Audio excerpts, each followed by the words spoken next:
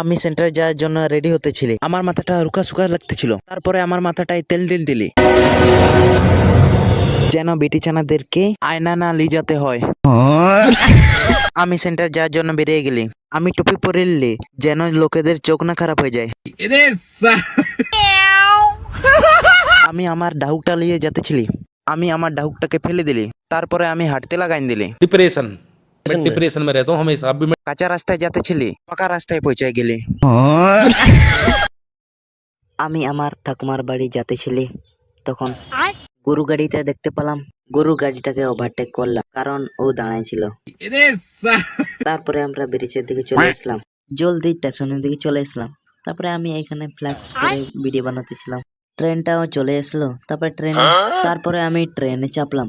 ট্রেনে চাপার ফলে আমি যাতেছিলি। তারপরে আমি গুহায় ঢুকলাম, গুহা থেকেও বাইরে বেরিয়ে গেলাম। ট্রেন থেকে নামার পরে আমি ভিডিও বানাচ্ছিলাম, পিছনের লোক দমাতে তাকাতে ছিল। আমি লজ্জা হয়ে করে ক্যামেরাটাকেই বন্ধ করলাম। গার্লফ্রেন্ডের স্টোরি তো সেই লাগায় যার কাছে একটা গার্লফ্রেন্ড থাকে। আমার কাছে তো একটাও নাই। আমি এটা বুঝতে পারি না, আমরা যখন চোখ বন্ধ করি তখন আমরা কিছু দেখতে পাই না, আর যখন আমরা ঘুমিয়ে যাই আমরা তখন স্বপ্ন কিভাবে দেখি।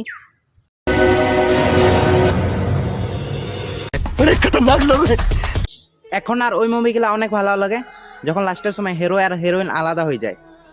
মরে গেলে অনেক ভালো, আমার তো অনেক ভালো। হ্যালো বন্ধুরা, তোমাদেরও অনেক পরিশ্রম করে স্বপ্ন পূরণ হচ্ছে না? হ্যাঁ, অনেক পরিশ্রম করছো আর স্বপ্ন পূরণ হচ্ছে না, তাহলে আমি কি করব? আমার নিজের স্বপ্ন পূরণ হচ্ছে না, আর তোমাদেরকেও কি বলবো। मतलब वो अलग ही लेवल का बंदा था, सोशल मीडिया इन्फ्लुएंसर।